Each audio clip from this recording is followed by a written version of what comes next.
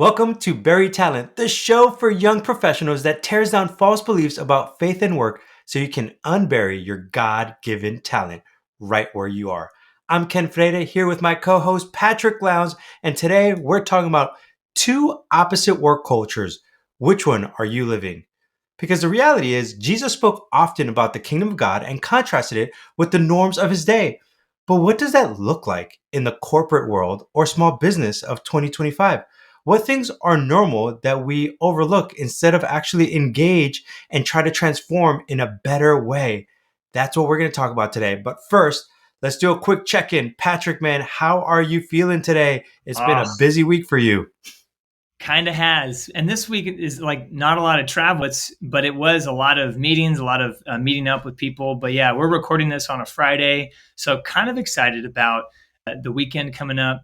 We actually, believe it or not, we have a wood splitting competition happening at my house because I live in the forest. Yeah, we're inviting like kids and parents. And yes, we are signing release forms and waivers for liability reasons.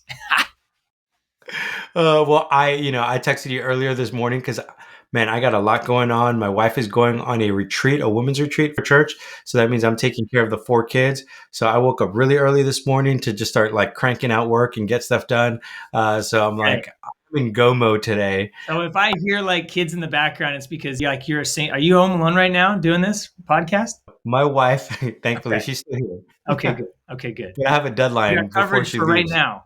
Okay, good. Exactly. But we're always busy, it can feel that way. And even with busyness and just life, there are certain cultures that we're talking about, right? That we realize that they're normal, we act like they're normal, but they might actually not be kingdom cultures and the way God wants us to walk in. So kind of walk us through what do you mean by these two cultures and which one should we be living in? Yeah, well, on this show, we like to bring up like what is a false belief that's out there that you might not like. It's not on a headline, but it's like in the subcurrent of culture. And I think a lot of it is like work is just about doing your job well enough to look good and get ahead. It's about like status. It's about like, what does my LinkedIn profile say? It's about salary and compensation, right? A lot of this stuff is just supernatural. Like it comes all too natural. Like help me basically become like my own God, like powerful, wealthy, provision, status. I mean, it's just crazy. It's just the world is dripping in this desire to be our own king, our own kingdom. And so I think what we need to think about is if that's really what work's about, like our job, then work is becoming this empty kind of self-focused thing. And it completely misses the eternal purpose of why we're even here, why we're sucking God's air on his earth. And so I want to talk about these kind of 4 kind of dominant beliefs in work culture, normal work culture, and how that's different from the opposite work culture I think Jesus would have us look at. Man, this is going to be a great conversation because I think many of us may fall into those if we don't pay attention and focus in. So Patrick, what's the first work culture that we need to address? Yeah. Well, I mean, it's kind of funny. Like we're all indoctrinated. I mean, this thing that if you can see me on the video, if you're listening on podcasts, we actually do record these on video. Just a little side note. So you can look up, I'm holding up my iPhone here, but what is it called? It's not a us phone. It's not a together phone. It's it's like a me phone. It's like our world is baked, like deep fried, if you will, in this concept of me. It's me focused. And I think it's so normal in the workplace context to say, hey, what is, what can I get out of this job, right? Basically, like if I do well in this role, how is it going to help me, right? And maybe, I know a lot of us don't wake up like, oh, I'm just going to glorify myself today. We don't usually say that, but just if somebody like put your life on mute, just watched you, this is like a super convicting moment here. I'm already convicted. I don't want you to finish it. If somebody like watched you on mute, forget what you say, would they be like, oh man, Ken, he is like, he's others focused. Look at how he's sacrificial. He's serving. Or they're like, man, Ken is just all about taking care of Ken, looking out for Ken, like all these things. And so that's going to be a thread that you're going to see. It's common. Now, again, I don't mean to say every single person in the work culture is always just like beating their chest. It's about me, but it's this undercurrent. And you can see it a lot of the influencers. I mean, just flip on any of the socials, and it's like it's usually about something to like make you better, to have your business succeed, to give you independence, to give you freedom so you can look healthy. So all these things, you. And I think the opposite of that, when Jesus walked around, like this is our job as Christians, is like, what is the kingdom? Jesus said that the kingdom of God would come into earth. What does the kingdom work culture look like? That's different from me-centric one.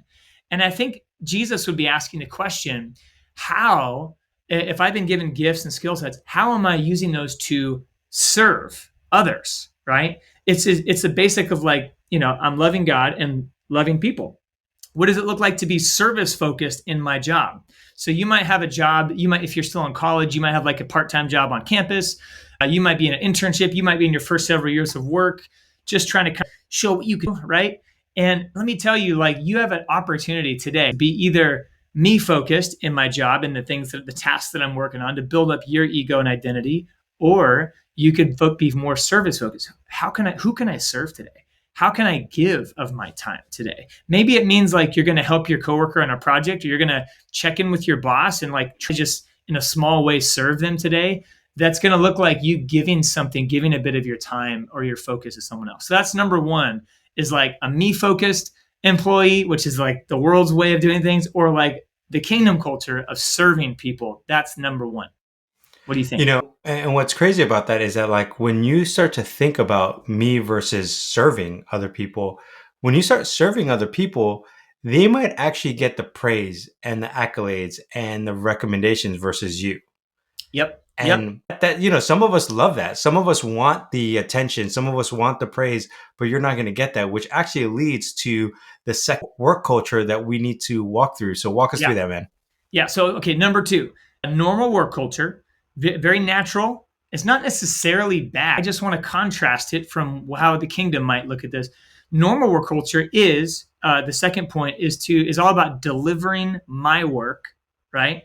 And again, we have to do our work. We have to show up. We have to be excellent at our work.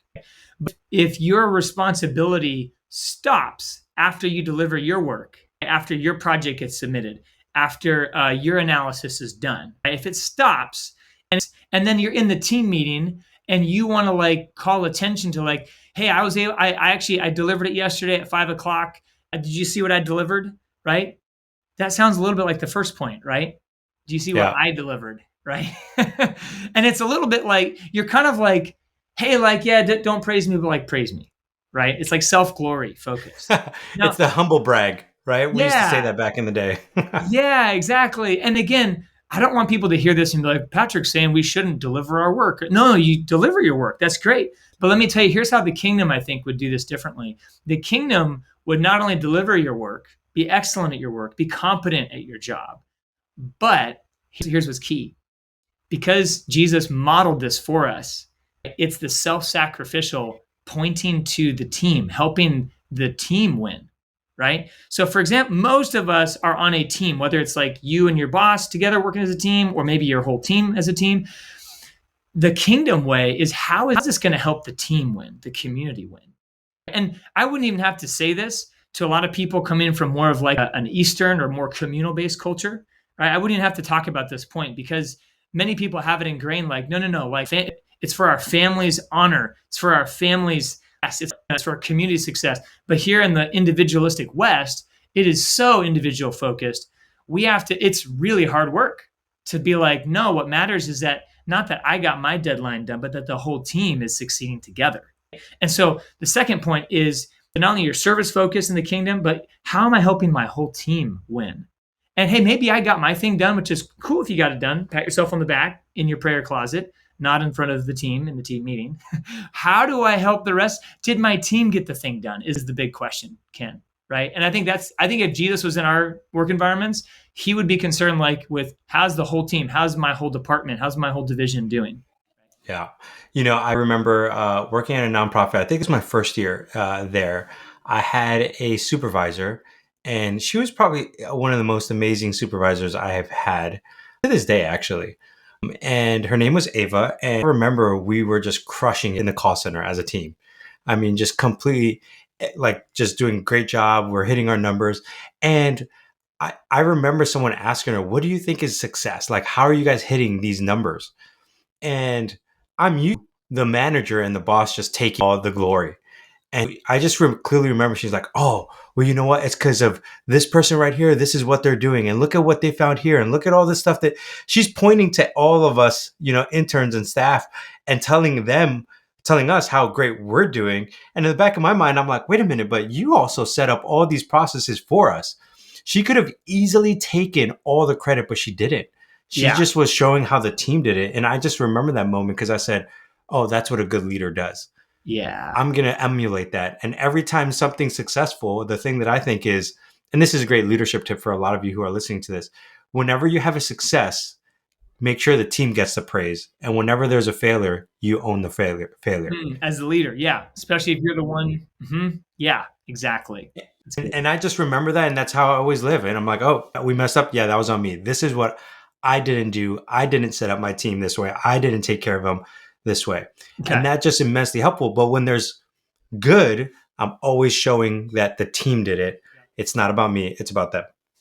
Cool. Before we get to point 3, really quick call out. If this is kind of interesting, you're like, hey, this is super helpful, just go ahead and like or subscribe this or to this show on your podcast app. Or if you're watching this on YouTube, just subscribe to the channel. That makes other people get to see this as well. And the algos are like, hey, this is pretty hot stuff. Let's put this in front of people. All right. Point number 3.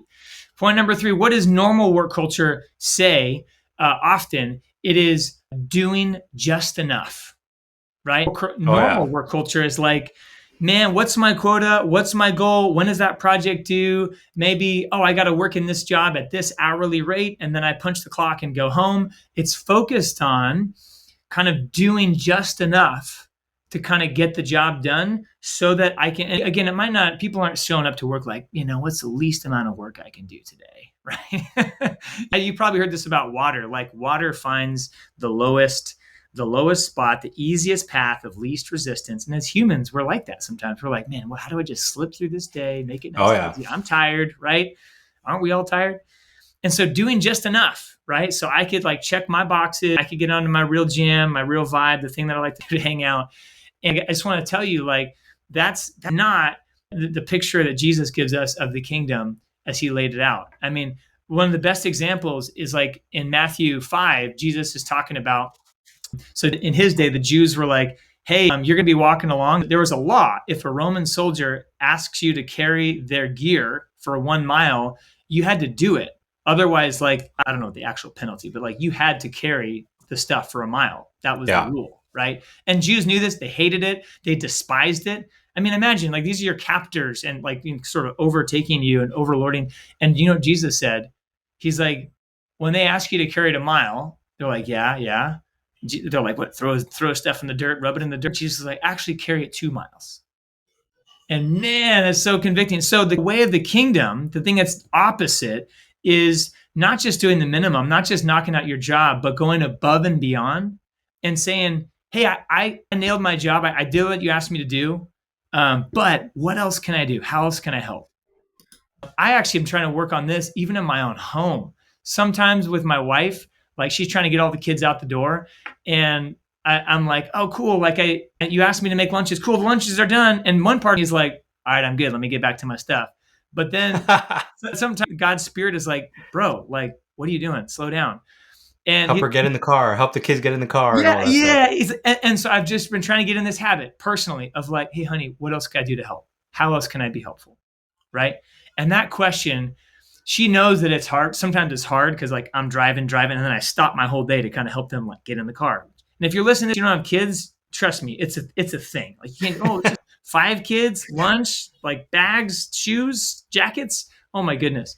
So yeah. You think it's a 5-minute thing or even a 2-minute stop? It becomes like a 30-minute ordeal. It's like 25, 30 minutes. Yeah. So at work, here's the thing. When you show up at work today or tomorrow, the question is, can you go above and beyond? What does it look like to go above and beyond at work? And not just, yes, deliver your job. Yes, do your job. But then ask, what else can I do to serve this customer? What else can I do? And you'll notice those are the people that get more of the attention of like, why is this person so good at what they do? And they're so giving of their time. Let's get to the 4th one. The 4th one is project and deliverable focused. All right. Mm. This is, I mean, if you your job, depending on what industry, if you're in a service oriented industry, that might be one of the big exceptions. Like if your whole job is like customer service, perhaps you tend to be more customer focused. How do we solve their need? But a lot of companies, a lot of jobs, there's some sort of thing you're working on, and your job, the world and the work culture says you better deliver that project. And a lot of your energy is around delivering projects and outcomes, which again, they're good. It's not like they're bad. But I think the kingdom of God is not about, like, if you died tomorrow at the judgment throne of God, he's not gonna be like, hey, did you finish that spreadsheet? And like, did you deliver that report well? Like, and he cares about that. But if you think his questions of like worth are going to go towards what you produced, I think that you're missing what a lot of Jesus showed us and demonstrated is it's actually more about the kingdom. Paradox to that is people focused. How did you love people well? How did you, yeah, you got that project done, but like, did you stomp on your teammates to get it done? Were you a jerk to the person? Man, I'm convicting myself now. Sometimes with customer service people, when something's breaking, I'm like, oh, don't be a jerk to this person. It's not their fault. It's my fault. It's the technology's fault. How are we people? How are we people focused is the thought here. So that's the fourth one. Are you just focused on getting the project done, or are you focused on serving the people, loving the people you're working with? Ken, what's your reaction to that as we close? Yeah. There's this great book by Ken Blanchard. I think it's like the 10 leadership mistakes that people often make.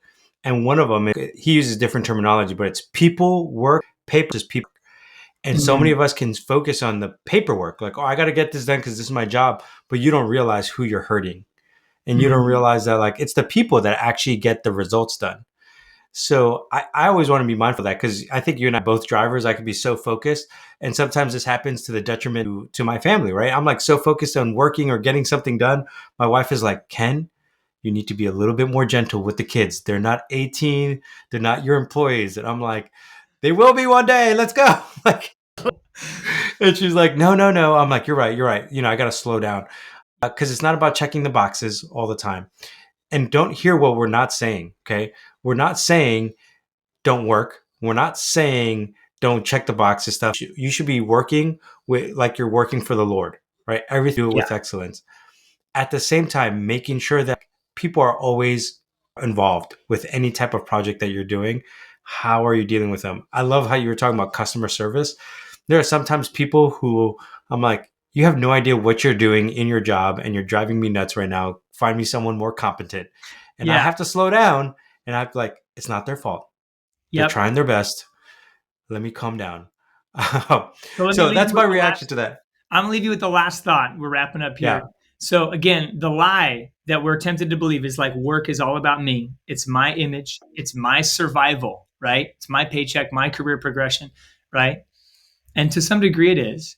But the truth is, as a follower of Jesus, like putting God's kingdom on display in my workplace, it's actually about serving people. It's about lifting others up. It's about, yes, how do I be excellent and competent at my job? You really don't want to like, oh, I love Jesus, and then you suck at your job and you get fired. Like you're like, yeah, Jesus people get fired, they suck. We don't want that either. So we're kind of saying like, do great work, which is already hard, and then be sacrificial at the same time, which is, that's what Jesus didn't call us to, this easier life, just like love people and everything will work out. It's also hard work. Love God with all your what? Strength, with all your mind. So we have to do that. So here's the call to action. Are you showing up to work copying the world's culture of working? Or are you showing up to work putting the kingdom on display in these ways? Be challenged with that, and we will catch you next time on Buried Talent.